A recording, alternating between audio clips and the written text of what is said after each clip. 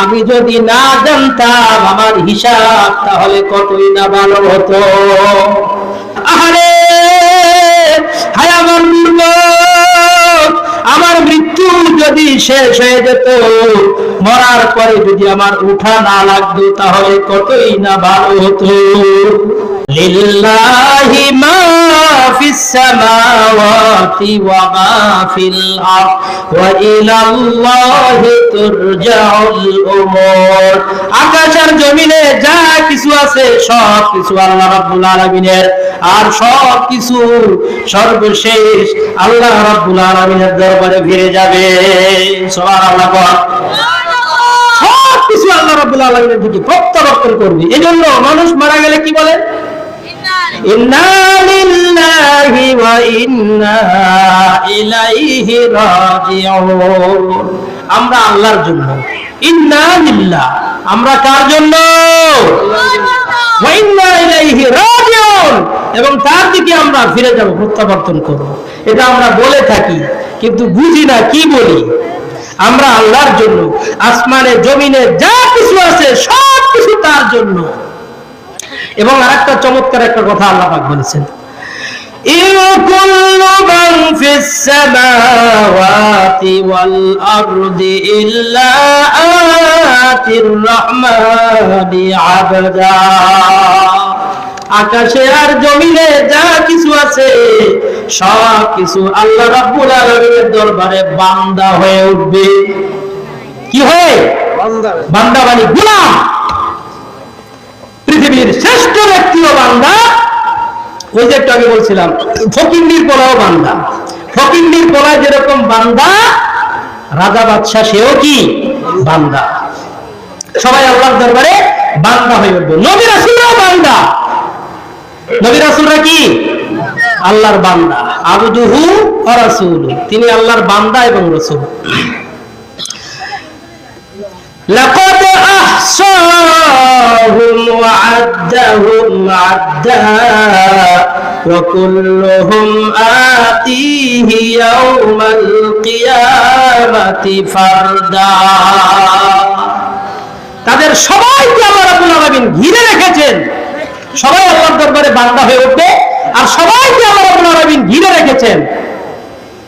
আর ওয়া'আদাহুম আ'দা, তিনি তাদের সকলকে গণনা করে রেখেছেন। কতটা বান্দা আমার পৃথিবীতে রয়েছে সব গণা আছে।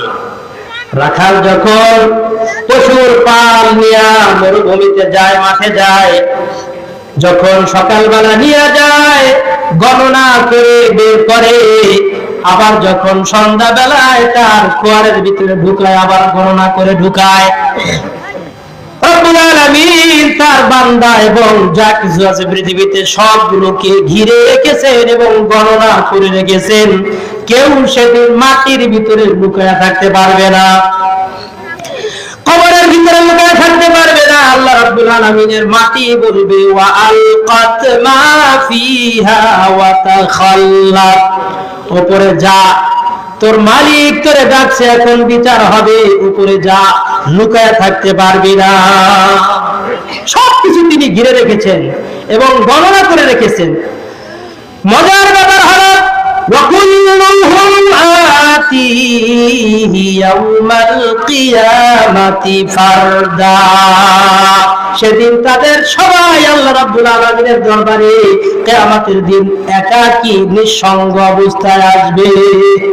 কোনো দলবল থাকবে না, কেউ থাকবে না। দুনিয়াতে কত দলবল থাকে, সাধারণ একটা চেয়ারম্যান হলে ওর পেছনে কত লোক ঘোরে, ঠিক কিনা বলেন?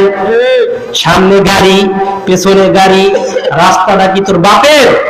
রাস্তাটা বানাইছো জনগণের জন্য। রাস্তা দিয়ে গেলে এমপি মন্ত্রী যায় আর সব গাড়িগুলা বন্ধ করে রাখে, অথচ রুগী, এই রুগীর জন্য কোনো ছাড় নাই। রাস্তাটা আল্লাহ তাআলার নেয়ামত, সবার জন্য ওপেন। তোর জন্য যেরকম ওপেন, সাধারণ জনগণের জন্য ওপেন। নিজের গাড়ি যায় আর সবগুলোর বন্ধ করে দেয়। কেন? তুমি স্পেশালিস্ট। কিয়ামতের দিন আল্লাহর দরবারে উঠবে, ফকিন্নির পোলা একা একা উঠবি। তোর দল কই থাকবে সেদিন?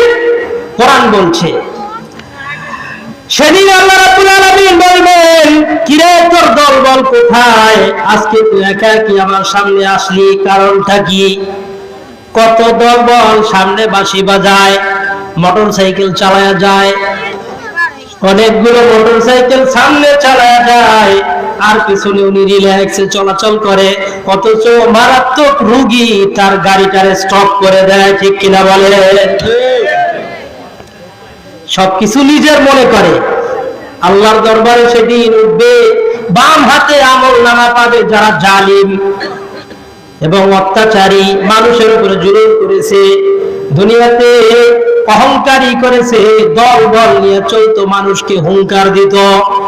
আল্লাহ পাক কিয়ামতের দিন বাম হাতে আমলনামা দেওয়ার পরে সে বলবে, ফায়াকুলু ইয়া লাইতানি লাম উতা কিতাবিয়া, আহারে হায় আমার আফসোস, হায় আমার দুর্ভোগ, আমাকে যদি আমার আমলনামা না দেওয়া হতো তাহলে কতই না ভালো হতো। আফসোস করতে থাকবে।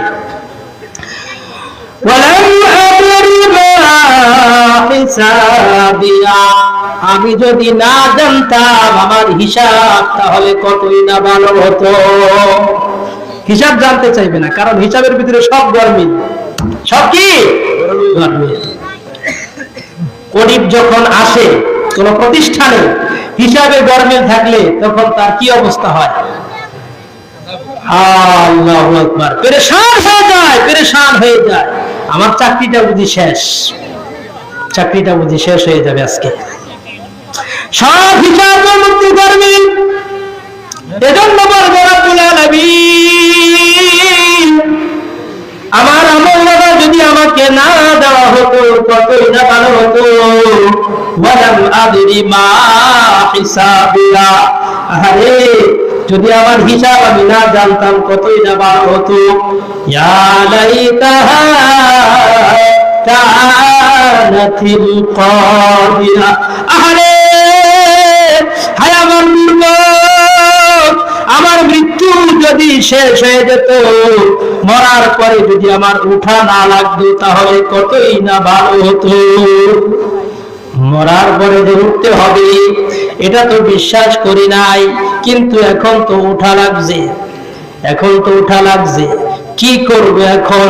আফসোস করতে থাকবে, আফসোস করতে থাকবে, হাত কামড়াইতে থাকবে, আর বলবে হারে আমি যদি না উঠতাম, মৃত্যুর পরে মাটির মধ্যে যদি আমি বিলীন হয়ে যাইতাম তাহলে কতই না ভালো হতো। আফসোস করতে থাকবে, হাত কামড়াতে থাকবে, আর বলবে মা আগনা আন্নি মাল্লা, আমার কত ধন সম্পদ ছিল, আমার কোনো উপকারে আসলো না। দুনিয়াতেই তো দেখা যায় যে সমস্ত ছাগলেরা দুর্নীতি করে, খাইতে পারে না, সবগুলো রাইখা পলায়ন করতে হয়। ঠিক কিনা বলে? কোন উপকার আসে না, দুনিয়াতে উপকার আসে না, কারণ তোর রিজিক আল্লাহ পাক যা বরাদ্দ করে রেখেছে এর থেকে এক চুল দিয়ে বেশি খাইতে পারবি না। ঠিক কিনা বলে? খাইতে পারবি না, খাইতে পারবি না, সবগুলো রেখে যেতে হবে। দুনিয়াতে পড়ে থাকবে, সম্পদ পড়ে থাকবে, বাড়ি ঘর পড়ে থাকবে, তোর সব কিছু দুনিয়াতে পড়ে থাকবে, খালি হাতে চলে যাবি, দুনিয়া থেকে সব কিছু দুনিয়াতে রেখে যাবি।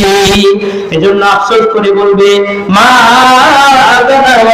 আন্নি মালিয়া, আরে আমার কত ধন সম্পদ ছিল, আমার কোন ধন সম্পদ আজকে আমার কোন কাজে আসলো না।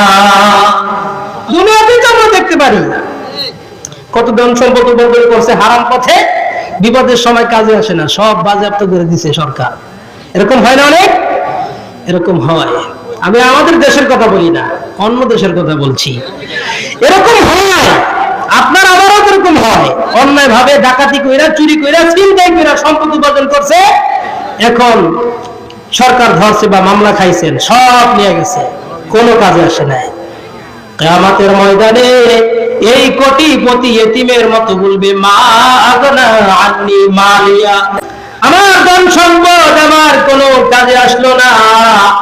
আফসোস করতে থাকবে হালাকা আন্নি সুলতানিয়া, বলবে হারে আমার ক্ষমতা সব ধ্বংস হয়ে গেছে। কত ক্ষমতা ছিল আমার হাতে, আঙ্গুলের ইশারায় কত মানুষের জীবন দিয়েছে, আমার চোখের ইশারায় কত মানুষের ফাঁসি দিয়েছি, চোখ দিয়ে শুধু ইশারা করেছি, সঙ্গে সঙ্গে কার্যকর হয়ে গেছে। আঙ্গুলের ইশারায় কত দুনিয়া নাচাইছি, কত মানুষের নাচাইছি, কত মানুষের ফাঁসি দিছি। আরে হালাকা আন্নি সুলতানিয়া, আমার সেই ক্ষমতা আজকে হালাক হয়ে গেছে। আফসোস করতে থাকবে। আল্লাহ পাক বলবেন খুজু ফাগুল্লু, আমার ফেরেশতারা ওরে ধর, ওরে ধর, সুম্মাল জাহিমা সুল্লু, ওরে জাহান্নামের মধ্যে নিক্ষেপ করো, সুম্মা ফি সিলসিলাতিন দারউহা সাবউনা যিরাআন ফাসলুকু, 70 গজ শিকলের মধ্যে ওরে শৃঙ্খলাবদ্ধ করো, এরপরে জাহান্নামের মধ্যে নিক্ষেপ করো। ইন্নাহু কানা লা ইউমিনু বিল্লাহিল আযীম, প্রকৃতপক্ষে সে আমার আখিরাতকে বিশ্বাস করে না। মানুষকে বলতে হয় বিশ্বাস করি, মাঝে মধ্যে নামাজ পড়ি, আসলে লোকটা ছিল মুনাফিক। এই মুনাফিক যাবে জাহান্নামে, এবং জাহান্নামের সবচেয়ে নিকৃষ্ট স্থানে তারা প্রবেশ করবে। আল্লাহ পাক বলছেন লাহু মা ফিস সামাওয়াতি ওয়া মা ফিল আরদ, আকাশে জমিনে যা কিছু আছে, এর মাঝখানে যা কিছু আছে, সবকিছু কার? সবকিছুর মালিক কে? যদি সবকিছুর মালিক আল্লাহ হয়, সবকিছুর উপরে কর্তৃত্ব ক্ষমতা কার চলবে? আপনার, আমার না আল্লাহ? আল্লাহর চলবে। এটা তো মানতে ভালো লাগে না।